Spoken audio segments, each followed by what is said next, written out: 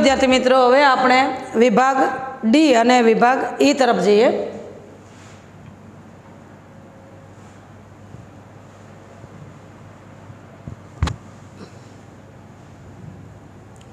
हवे section D A पण आपणे 16 गुणनो छे। ए व्याकरण विभाग छे। आपणे एना दरेकना एक एक प्रत्येकना एक एक गुण रहेशे, बराबर छे।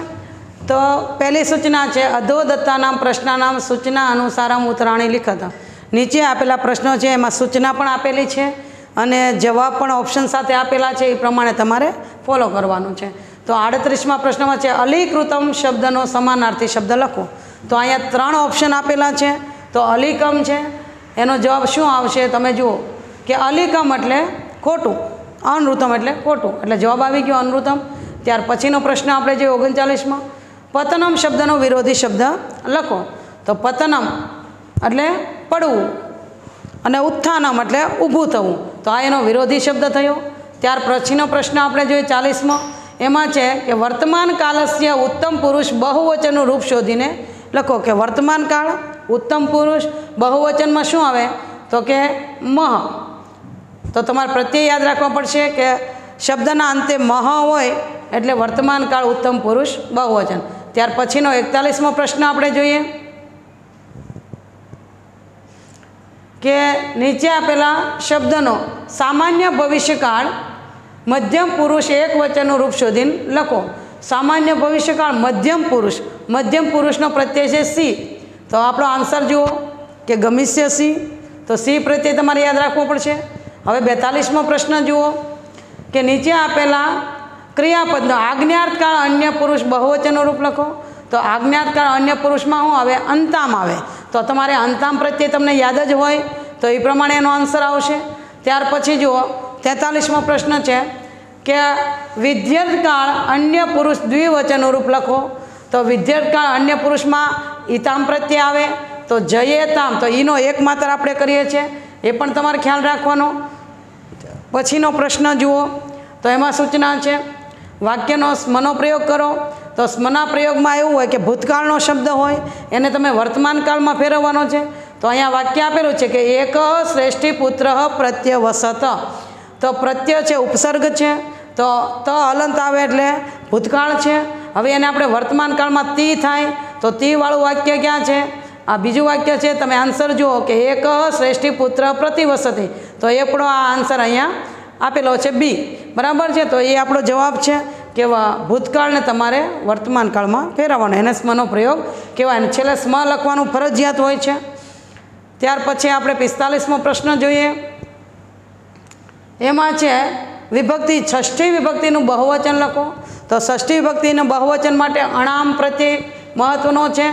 तो अणाम प्रत्यय वाळो आपणो आंसर आव्यो रामाणाम। त्यार पछी 46मो प्रश्न जुओ तो एमां बीजी विभक्तिनुं एकवचन लखो। तो बीजी विभक्तिनुं एकवचन में आपणे म प्रत्यय है। तो एनो आंसर आवशे पाठशालाम। म हलंत आवे एटले द्वितीय विभक्ति एकवचन दर्शावे। त्यार पछी उपपद विभक्तिनो प्रयोग करो।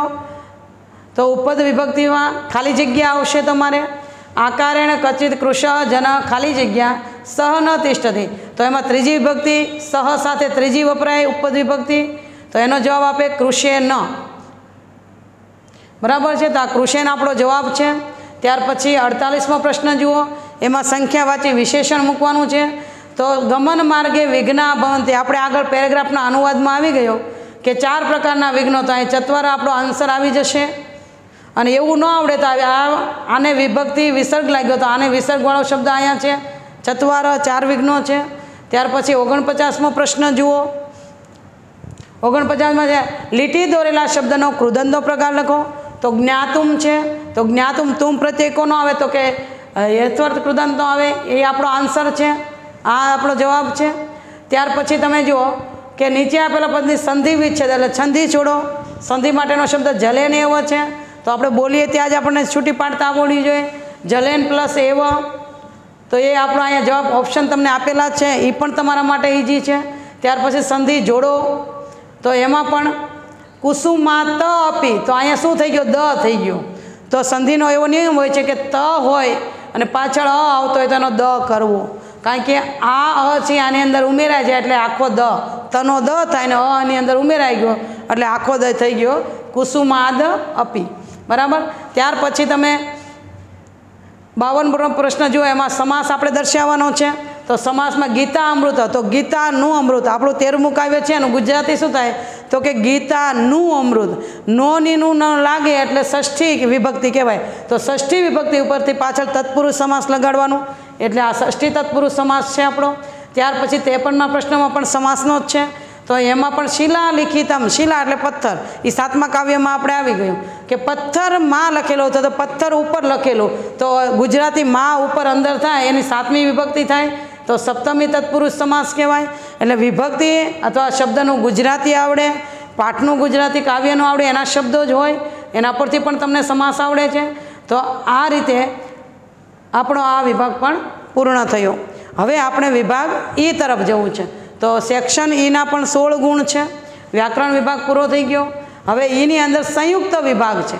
હવે સંયુક્ત વિભાગમાં પહેલો પ્રશ્ન છે કે વાક્યોને પાઠ એટલે ગદ્યખંડનો જ પેરેગ્રાફ આવે છે, અને એ પ્રમાણે જ પૂછાય। એટલે ગદ્યખંડ જેટલા ફકરાવાળા પાઠ છે ને આપણે ગદ્યખંડ કહીએ છીએ, તો એ ગદ્યખંડનો જ પેરેગ્રાફ અહીં મૂકવામાં આવશે, એના વાક્યો, અને તમારે ક્રમ પ્રમાણે ગોઠવણ। પહેલું વાક્ય પાઠનું કયું હવે આ 4 વાક્યોમાંથી, બીજું કયું, ત્રીજું કયું, ચોથું કયું, તો એ પ્રમાણે વાક્ય મૂકવાના છે। અહીંયા આડાવડા હશે, અને જે ક્રમ પ્રમાણે ગોઠવે 4 એને 4 ગુણ મળે।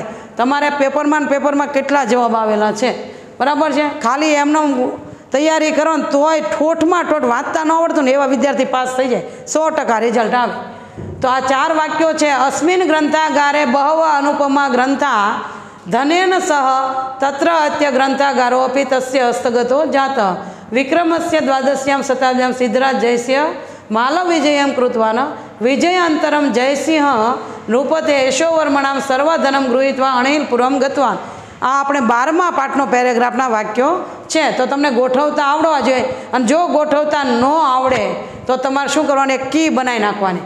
તો દરેક વાક્યનો પહેલો અક્ષર યાદ રાખવાનો કે અહીંયા જો જવાબના વાક્યો છે, આ વિક્રમસ્ય તો આ 3જું વાક્ય છે, વિજય અંતરમ તો આ 4થું વાક્ય છે। તો બેનો આનો વી લે તો આનો વીજ વી એમ યાદ રાખો તો હાલે। ત્યાર પછી ધને તો આ બીજું વાક્ય છે, અને અ તો વિવિ ધ અ આટલું યાદ રાખો એટલે તમારા 4 ગુણ મળી ગયા। એટલે આ રીતે તમારે પહેલાં અક્ષરની કી બનાવી નાખવાની। આખા વાક્ય યાદ રાખવાની જરૂર નથી, તમને વાંચો ત્યારે ખ્યાલ આવી જાય કે મારા આ પાઠનું આ વાક્ય છે, તો આના પણ બેઠા 4 ગુણ મળે એમ છે। ત્યાર પછીની સૂચના છે કે પેરેગ્રાફ વાંચી અને સવાલ જવાબ સંસ્કૃતમાં લખો।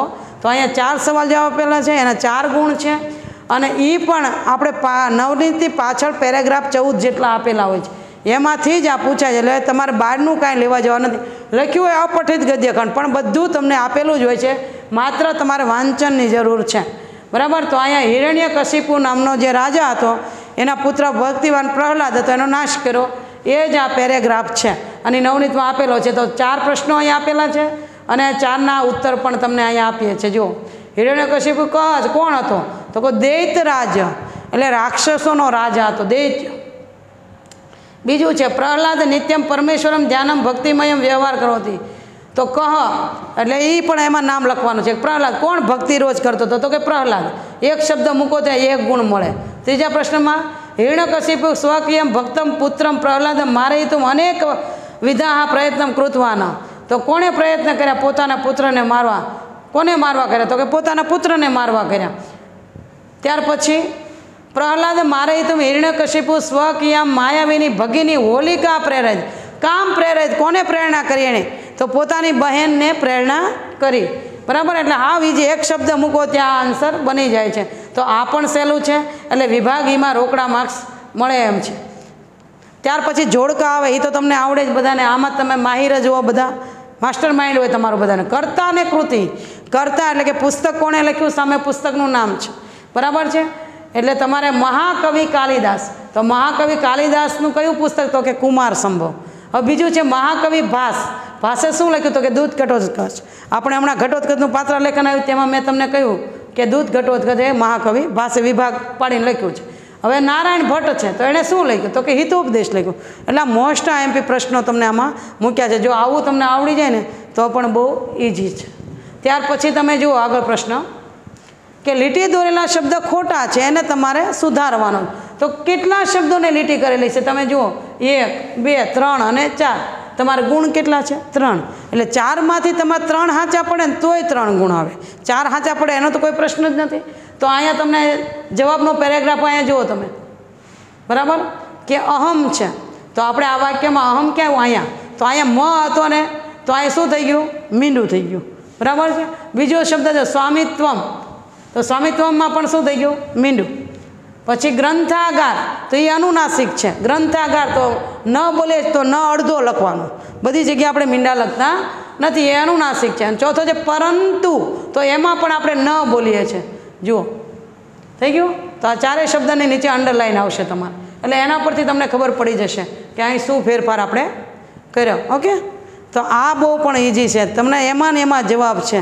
જો આવડી જાય ને તો આ એ વિભાગના 16 ગુણમાંથી એક પણ ગુણ તમારે જાય નહીં. ત્યાર પછીનો પ્રશ્ન તમે જુઓ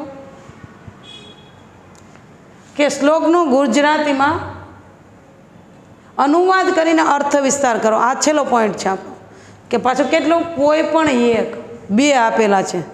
અને તમારે 10મા ધોરણમાં તો આ ઇઝી જ કહેવાય કે ઓપ્શન મળ્યા બધામાં, અને એના ગુણ 3 છે. તો પહેલાં તમારે શ્લોક, પરીક્ષામાં શ્લોક લખવાનો પહેલાં, કારણ કે 2 અથવામાં આપેલો એટલે અમારે જોવું પડે. તમે ઘણા વિદ્યાર્થી એવું કરે કે આનો જવાબ આનો જવાબ આનો, એટલે ફરજિયાત તમારે શ્લોક પહેલાં લખવાનો, પછી જ એનો અનુવાદ લખવાનો. આ 7મા કાવ્યનો અર્થ વિસ્તાર છે કે ફળ અને છાંયડાવાળા વિશાળ વૃક્ષનું સેવન કરવું જોઈએ. જો ભાગ્યને કારણે એ વૃક્ષ ઉપર ફળ ના આવે તો એ છાંયડો આપે એવા વૃક્ષની વાત છે. એવા વૃક્ષો કયા હોય? વડ, પીપળો, આંબો, આવા ઘટાદાર વૃક્ષોની વાત કરવામાં આવી. તો એની સાથે સજ્જન માણસની સરખામણી કરી છે કે સજ્જન માણસો પણ આવા હોય છે, કે સજ્જન માણસો છે એ ભલે પોતે આપણને ધન સંપત્તિ ન આપી શકે પણ સારા વિચાર આપે, આપણને હૂફ આપે, પ્રોત્સાહન આપે, એવા સજ્જન માણસો પણ હોય છે. તો આમાંથી બોધ પણ આપણને મેળવવાનો છે કે જાણવા જેવું શું મળ્યું આપણને આ અર્થ વિસ્તારમાંથી? તો કે એક શરણ આપનાર પાસે ધન સંપત્તિ ન હોય તો તેનો ત્યાગ કરવો નહીં. કોઈ પાસે પૈસો ન હોય તો આપણે એમ કે આ પૈસા વગરનો છે, એની સાથે ના, તો એનો કોઈ દિવસ ત્યાગ કરવો યોગ્ય નથી. સમજી લેજો, પૈસા વગરનો માણસ હોય એનો ત્યાગ ન કરાય. પરંતુ તેમની પાસે જ્ઞાન તો હોય જ, પૈસો નથી પણ જ્ઞાનથી મહાન હોય છે. ભાગ્યને કારણે મહાન પુરુષો કે સજ્જનો આપત્તિમાં આવી પડ્યા હોય તો પણ પોતાને શરણે આવેલા લોકોને સુખ, શાંતિ અને જ્ઞાન તો આપે જ છે. કે મહાન પુરુષો એવા હોય કે પોતે મુશ્કેલીમાં છે, પૈસો નથી આપી શકતો પણ એને શું આપે? શાંતિ આપે, જ્ઞાન આપે, હૂફ આપે, પ્રોત્સાહન. આટલું તો સજ્જન માણસ કરી શકે છે. તો આપણે અહીંયા પેપર 3 પૂર્ણ થાય છે. તો આ રીતે પેપર સ્ટાઇલ રાખવી અને સુંદર મજાનું પેપર તમારે લખવાનું છે, ચેકચાક વગરનું, અને એકદમ ક્લીન પેપર હોવું જોઈએ, વ્યવસ્થિત, સુંદર. અસ્તુ, નમસ્તે.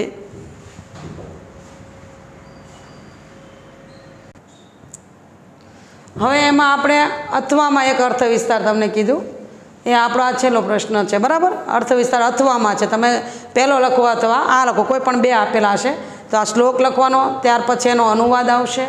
સાવધાન અને જેની ઇન્દ્રિયો કાબૂમાં હોય તે શ્રદ્ધાવાળો માણસ જ્ઞાન પ્રાપ્ત કરે.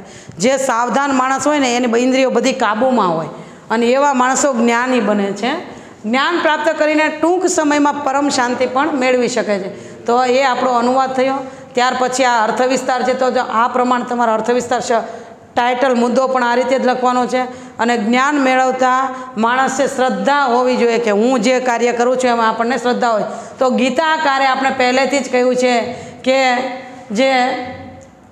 જેવી શ્રદ્ધા યા ભાવના રાખશે તેવું ફળ એને મળશે. જેને જેવો વિશ્વાસ હોય એવું ફળ મળે. વિશ્વાસ રાખવો નથી ને પરિણામ મેળવવું છે તો ન મળે.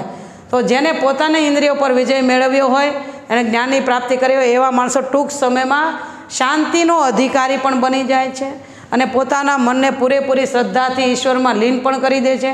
આવો જ્ઞાની પુરુષ ઉત્તમ અને ટૂંક સમયમાં શાંતિ મેળવી શકે છે. મનુષ્ય જીવનમાં શ્રદ્ધાનું ખૂબ જ મહત્ત્વનું સ્થાન છે. પોતાની જાત ઉપર ભરોસો રાખીને ઈચ્છિત લક્ષ્ય મેળવવા માટે કાર્ય કરવામાં આવે. જો માણસ કાર્ય કરે તો જરૂર સફળ થાય છે, લક્ષ્ય સુધી પહોંચી શકે છે. કોઈ પણ વિષય વિદ્યા શીખવવા માટે શ્રદ્ધા હોવી જરૂરી છે. શ્રદ્ધાના સહારે બધા કાર્યો સિદ્ધ કરી શકાય છે, જ્ઞાન મેળવી શકાય છે, ધ્યાન સુધી પહોંચી શકાય છે, ધ્યેય સુધી પહોંચી શકાય છે. તો શિષ્યએ જીતેન્દ્રિય બનવા માટે પરમ જ્ઞાન પ્રાપ્ત કરવું જરૂરી છે. આમ અહીંયા આપણને આ અર્થ વિસ્તારમાં બોધ મળે છે કે આમ શ્રદ્ધાવાન મનુષ્ય જ જ્ઞાન પ્રાપ્ત કરીને પરમ શાંતિનો અધિકારી બની શકે છે. તો આપણો અહીંયા અર્થ વિસ્તાર આ પૂર્ણ થાય છે અને સારી રીતે લખવું. નમસ્તે અસ્તુ.